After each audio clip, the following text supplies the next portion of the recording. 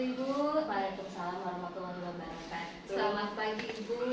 Iya, selamat pagi. Mohon maaf, Ibu, ini sebelumnya kebetulan saya sedang ada tugas untuk mewawancarai kepala sekolah mengenai penerapan kasus-kasus dilema etika yang ada di sekolah yang Ibu pimpin. Apakah boleh, Ibu, ada waktunya? Oh iya, silakan. Kebetulan saya ada waktu luang, jadi kita bisa ngobrol sebentar. Terima kasih Bu atas waktunya. Ini mungkin ada beberapa pertanyaan yang ingin saya berikan kepada Ibu mengenai kasus-kasus dilema etika yang pernah Ibu alami berdasarkan pengalaman Ibu.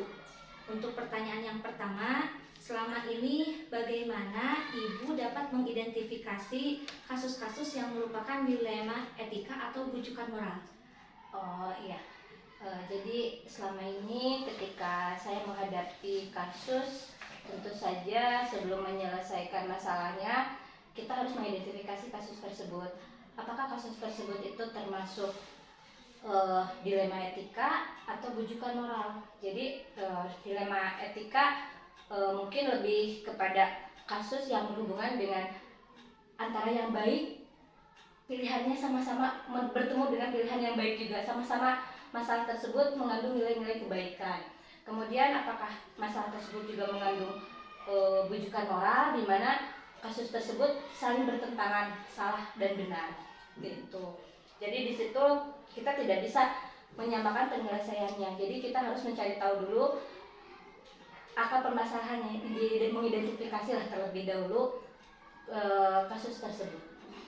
Iya betul, jadi harus diidentifikasi apakah kasus tersebut termasuk dilema etika ataukah bujukan moral ya Bu ya? Iya betul Iya. sekali.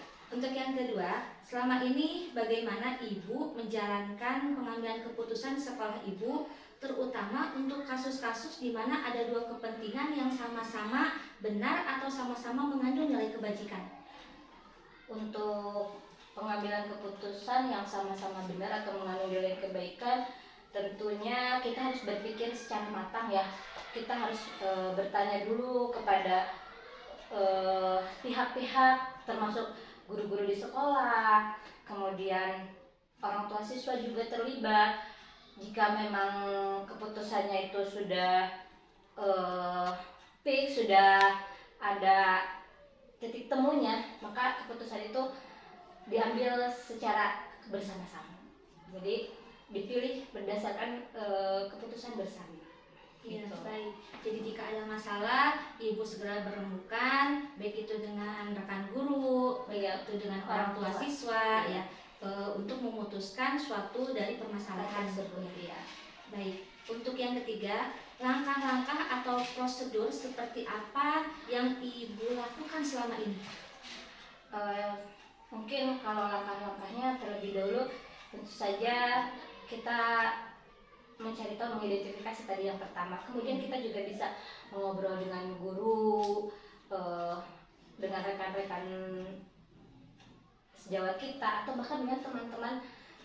Kalau kasusnya berhubungan dengan siswa, mungkin kita lebih ke siswa yang lainnya juga. Kita mengidentifikasi terlebih dahulu, kemudian kita berembuk, duduk bersama, disampaikan permasalahannya, sampai bisa kemungkinan keputusan itu diambil secara tepat. Jadi keputusan itu tidak timpang gitu. Jadi keputusannya bersama-sama dan tidak memihak salah satu. Iya betul. Gitu ya Bu ya. Baik.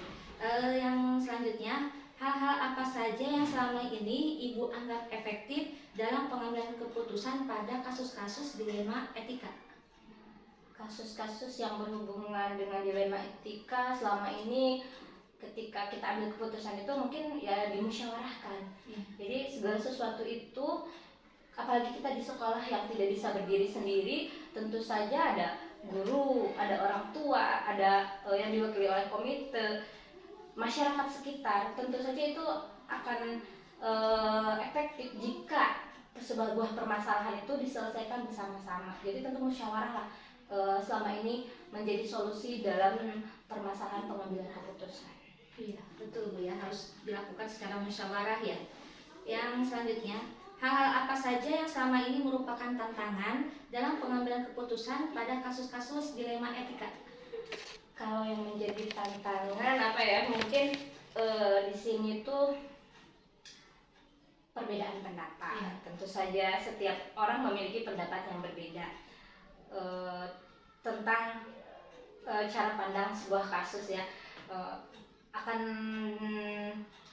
apa ya namanya, terjadi perselisihan cara pandang yang berbeda, baik itu dari guru, dari orang tua. Itu akan menjadi tantangan tersendiri bagi kita dalam pengambilan keputusan, apalagi ketika seseorang merasa benar sendiri. Iya, Ya, itu seperti itu. Jadi yang menjadi tantangannya tentu perbedaan Iya, pendapat ya dalam menyelesaikan permasalahan. Iya. Gitu. Jadi bagaimana cara ibu supaya bisa menyamakan pendapat dan bisa Betul. diterima oleh semua Iya. pihak gitu ya Bu? Iya, makanya tadi musyawarah itu Iya. adalah solusi terbaik ketika terjadi permasalahan gitu. Iya, baik Bu. Untuk selanjutnya, apakah ibu memiliki sebuah tata cara atau jadwal tertentu dalam sebuah penyelesaian dalam kasus dilema etika? Apakah misalkan ibu langsung menyelesaikan di tempat, ataukah ibu memiliki jadwal tertentu dalam menyelesaikan kasus-kasus yang berhubungan dengan dilema etika? Ketika masalah, kemungkinan kita tidak akan menunda ya. Ya, Biasanya saya langsung saja ketika mendengar ada masalah, kita langsung menyelesaikannya. Karena masalah yang tertunda mungkin akan berlarut-larut dan akan menimbulkan masalah baru. Jadi sebaiknya ketika kita menghadapi masalah, selesaikanlah di hari itu atau secepat mungkin kita menyelesaikannya gitu. Kalau jadwal tertentu, saya rasa kecuali kalau berhubungan dengan pembelajaran, mungkin kita bisa mengadakan pertemuan kombel lah sekarang ya, ada pertemuan kombel gitu kan. Nah kalau permasalahannya dengan etika atau ada atau kejadian dengan siswa, itu harus diselesaikan dengan cepat. Ya, jadi secara spontan dan situasional Ya, tidak ada ya, jadwal tertentu seperti tidak itu. ada. Ya. Tetapi kalau berhubungan dengan pembelajaran itu bisa bisa dilakukan dilaksanakan. berkala gitu. Iya. Ada pertemuan-pertemuan gitu. Iya.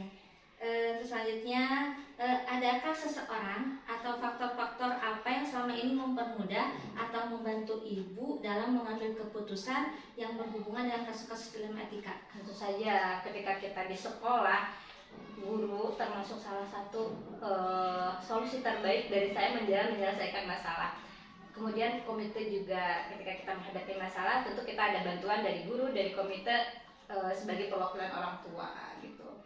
Jadi kita berembuk bersama-sama dengan mereka gitu. Itu solusi buat saya dalam menyelesaikan masalah. Jadi berdiskusi dengan guru dan orang tua. Orang tua ya, yang berhubungan dengan sekolah, terutama Iya. yang menjadi pemangku kepentingan sekolah ya. Iya, Semuanya juga betul. diikutsertakan dalam penyelesaian kasus-kasus dilema etika. Betul. Ya. Ibu, ini mungkin untuk pertanyaan terakhir. Ya. Dari semua hal yang telah disampaikan, pembelajaran apa yang bisa ibu petik dari pengalaman ibu mengambil keputusan dilema etika? Pengalaman yang saya ambil, mungkin setiap permasalahan itu harus segera diselesaikan. Kemudian permasalahan itu dapat diselesaikan dengan cara musyawarah, itu akan lebih efektif menurut saya. Jadi kebersamaan, karena di sekolah itu kita tidak bisa berdiri sendiri. Saya tingkat kebersamaan baik dengan pihak orang tua, dengan guru, itu adalah kunci utama dalam penyelesaian permasalahan. Iya. Baik Ibu, alhamdulillah pertanyaannya sudah selesai. Saya ucapkan terima kasih telah berbagi pengalaman dengan saya. Sama-sama. Dan dari apa yang tadi saya pertanyakan kepada Ibu mengenai pengalaman Ibu dalam menangani dilema etika dan rujukan moral, saya bisa juga mengambil pelajaran bahwa ketika kita mengalami kasus dilema etika harus diselesaikan dengan segera. Itu pun dilakukan dengan cara musyawarah, ya Bu. Untuk mendapatkan keputusan yang terbaik untuk semua pihak, begitu ya Bu ya. Iya. Terima kasih Ibu atas waktunya. Mohon maaf Sama-sama. atas segala kekurangannya. Sama-sama. Amin. Terima kasih Ibu. Iya. Iya. Maka Ibu. Iya, bangga.